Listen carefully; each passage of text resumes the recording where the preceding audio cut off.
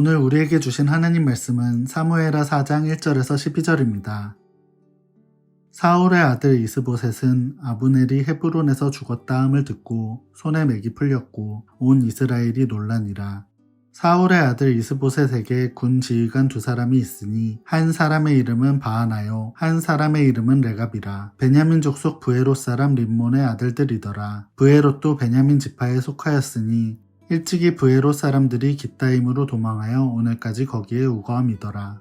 사울의 아들 요나단에게 다리 저는 아들 하나가 있었으니 이름은 무비보셋이라. 전에 사울과 요나단이 죽은 소식이 이스르엘에서 올 때에 그의 나이가 5살이었는데 그 유모가 안고 도망할 때 급히 도망하다가 아이가 떨어져 절게 되었더라. 브에롯 사람 림몬의 아들 레갑과 바하나가 길을 떠나 볕이 쬐을 때쯤에 이스보셋의 집에 이르니 마침 그가 침상에서 낮잠을 자는지라. 레갑과 그의 형제 바하나가 밀을 가지러 온 채하고 집 가운데로 들어가서 그의 배를 찌르고 도망하였더라. 그들이 집에 들어가니 이스보셋이 침실에서 침상 위에 누워있는지라. 그를 쳐 죽이고 목을 베어 그의 머리를 가지고 밤새도록 아라바 길로 가 헤브론에 이르러 다윗 왕에게 이스보셋의 머리를 들이며 아뢰되 왕의 생명을 해하려 하던 원수 사울의 아들 이스보셋의 머리가 여기 있나이다. 여호와께서 오늘 우리 주 대신 왕의 원수를 사울과 그의 자손에게 갚으셨나이다 하니 다윗이 브에롯 사람 림몬의 아들 레갑과 그의 형제 바하나에게 대답하여 그들에게 이르되 내 생명을 여러 환난 가운데서 건지신 여호와께서 살아계심을 두고 맹세하노니 전에 사람이 내게 알리기를 보라 사울이 죽었다 하며 그가 좋은 소식을 전하는 줄로 생각하였어도 내가 그를 잡아 시글락에서 죽여서 그것을 그 소식을 전한 가품으로 삼았거든. 하물며 악인이 의인을 그의 집 침상에서 죽인 것이겠느냐. 그런즉 내가 악인의 피 흘린 죄를 너희에게 갚아서 너희를 이 땅에서 없이 하지 아니하겠느냐 하고 청년들에게 명령하매 곧 그들을 죽이고 수족을 베어 헤브론 목가에 매달고 이스보셋의 머리를 가져다가 헤브론에서 아브넬의 무덤에 매장하였더라. 아멘. 오늘 본문에는 완전히 몰락해버리는 사울 왕가의 모습을 볼 수 있습니다. 1절을 보시면 아브넬이 헤브론에서 죽었다는 소식을 듣고 이스보셋 왕의 손에 맥이 풀렸고 온 이스라엘이 놀랐다라고 말씀합니다. 여기에 손에 맥이 풀렸다라고 번역된 이 히브리어 단어는 전혀 예상치 못한 충격적인 소식을 전해 들었을 때 일어나는 낙심과 절망의 상태를 표현할 때 쓰이는 단어입니다. 너무 충격적이고 당혹스럽다 보니 힘을 줄 수 없게 된 거고요. 아무 일도 할 수 없는 상태가 되어버린 것입니다. 이스보셋 왕에게 있어 아브넬의 죽음은 손에 맥이 풀려 아무것도 할 수 없을 정도의 절망감을 주는 충격 그 자체였다라는 것이죠. 아브넬의 죽음에 대해 이스보셋이 이렇게까지 반응한 이유가 무엇일까요? 이스보셋 왕에게 있어서 아브넬의 죽음은 특별했습니다. 그냥 단순히 개인 한 사람이 죽었다 정도의 의미가 아니라 이스보셋 왕의 정치적 기반이 사라지는 것을 의미했기 때문입니다. 사실 이스보셋이 왕이 될 수 있었던 것은 모두 아브넬 때문이었습니다. 사울 왕의 마지막 남은 아들이라는 명분 외에는 왕이 될 만한 아무런 능력도 힘도 권력도 없던 사람이 바로 이스보셋이었습니다. 이런 이스보셋이 왕이 될 수 있었던 것은 모두 군대 장관이었던 아브넬의 힘과 권세로 가능했더라라는 것이죠. 왕이 갑자기 전쟁에서 죽어버린 것입니다. 그러니 그 다음에 가장 강력한 권세를 가지고 있었던 건 자연스럽게 군대 장관 아브넬이었고요. 이 아브넬은 허수아비 왕을 세우고 자신이 실질적인 권세를 휘두르고 싶어서 이스보셋, 겉으로 볼 때는 무능해 보이는 이 이스보셋을 왕으로 세운 것입니다. 결국에 무늬만 왕이었던 이스보셋은 전적으로 아브넬만을 의지할 수밖에 없었고요. 실질적인 권력은 아브넬이 쥐고 있었다라는 것입니다.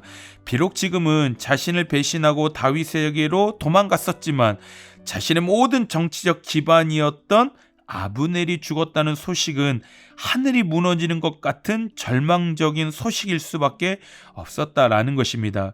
우리 뒤에서 함께 잠시 살펴보겠지만 결국에 이러한 정치적 기반을 잃어버린 이스보셋 왕은 아브넬이 죽은 이후에 자신의 부하에게 암살당하고 맙니다.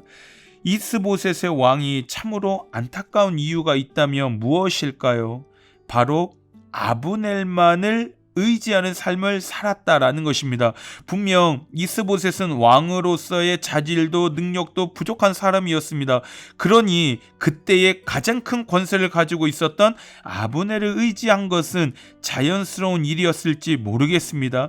근데 결국엔 무엇이죠? 사람은 유한합니다. 사람은 상황에 따라서, 목적에 따라서 언제든지 바뀔 수 있는 것이죠. 이스보셋은 이스라엘의 왕입니다. 그러면 이스라엘의 왕이라면 누구를 붙잡아야 될까요? 하나님을 붙잡아야 하는 것입니다.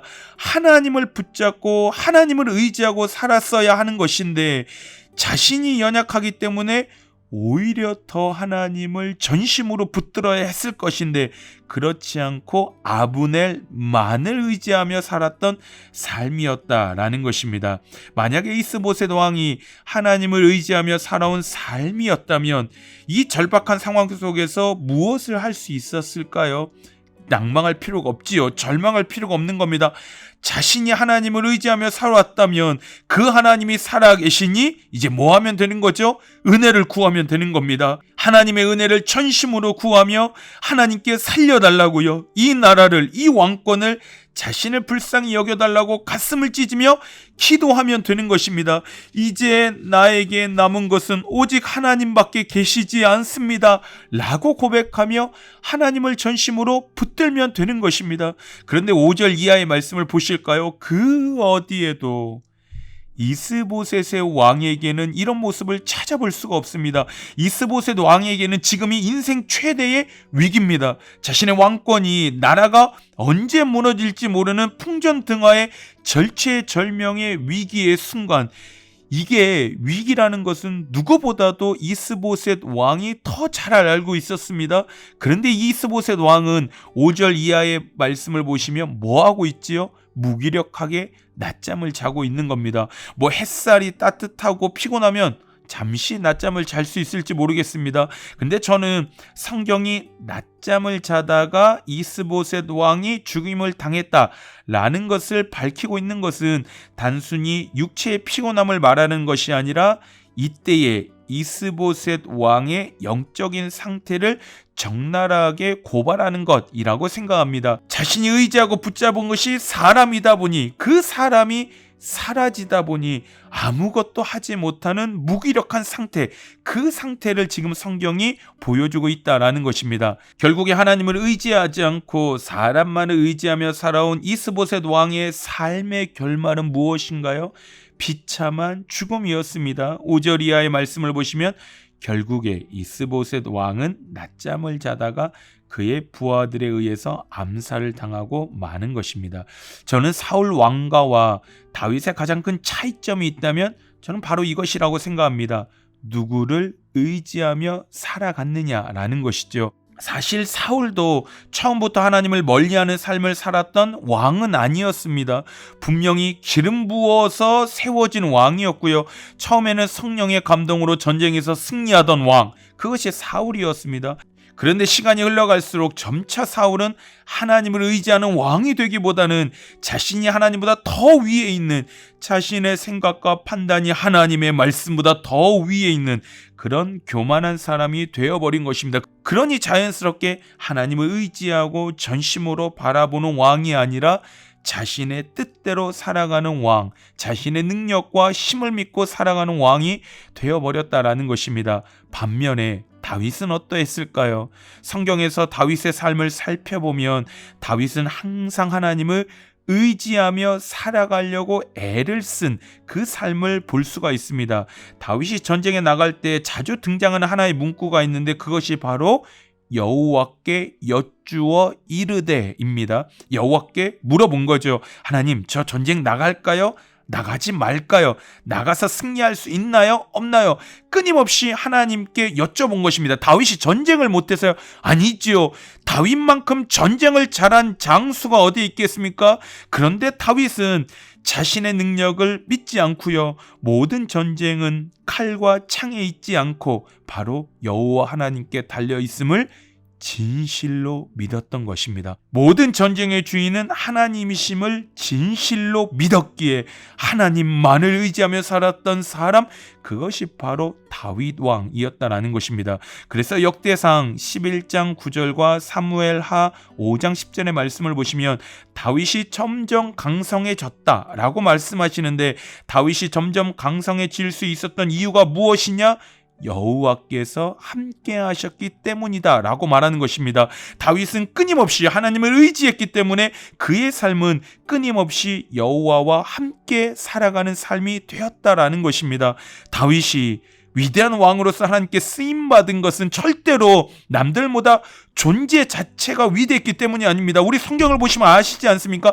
너무 단점이 많고 연약한 사람이 다윗이었습니다. 그러나 그 다윗이 하나님 손에 붙들려 귀한 왕으로 쓰임받을 수 있었던 이유는 하나님을 의지하고 하나님의 은혜만을 전심으로 구하며 살아갔던 삶이었기 때문에 그 함께 하셨던 하나님이 다윗을 점점 강성한 자로 만드셨다라는 것입니다. 그래서 이사야 2장 22절은 분명하게 말씀하십니다. 너희는 인생을 의지하지 말라라는 것입니다.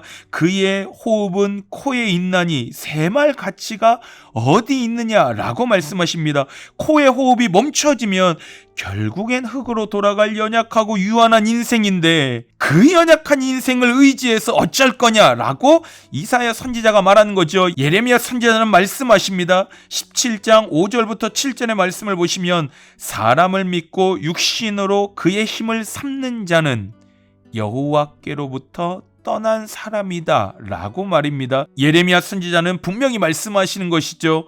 여호와를 의지하지 않고 살아가는 삶이 뭐냐? 여호와를 떠난 사람이다 라는 것입니다. 하나님보다 사람을 더 의지하는 사람의 삶이 뭐냐? 여호와를 떠난 사람이다 라는 것입니다. 그 사람의 결국은 저주를 받을 거다라고 그렇게 말씀하는 겁니다. 그러면 지금 하나님께서 모든 인간관계를 다 끊으라 라는 말씀입니까? 그렇지 않습니다. 우리 함께 살아가는 사람들이고 오히려 믿음의 동역자와 함께 살아가는 공동체입니다. 하나님 말씀하시고자 하는 게 무엇입니까? 하나님보다 더 의지하지 말라는 것입니다. 하나님보다 더 신뢰하지 말라는 것이죠. 돈이든 권력이든 사람이든 유한하고 안개와 같이 언제든지 사라질 수 있는 그 연약하고 유한한 것들을 하나님보다 더 의지하지 말고 하나님보다 더 붙잡지 말라라는 것입니다. 우리 성도님들은 요즘에 누구를 의지하며 살아가고 계시는지요? 간절히 소망합니다.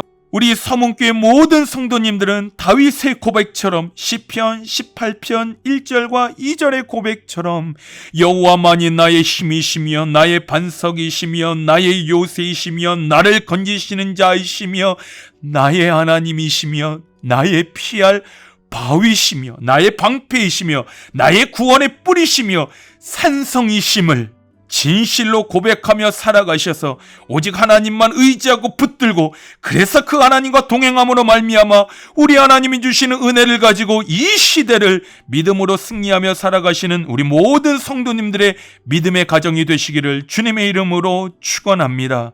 우리 함께 말씀을 기억하며 기도하실 때 하나님만을 전심으로 의지하며 살아가는 믿음의 삶이 되게 하여 주옵소서.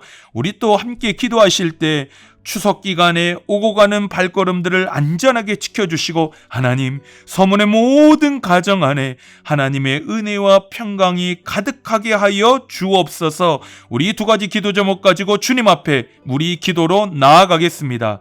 기도하겠습니다.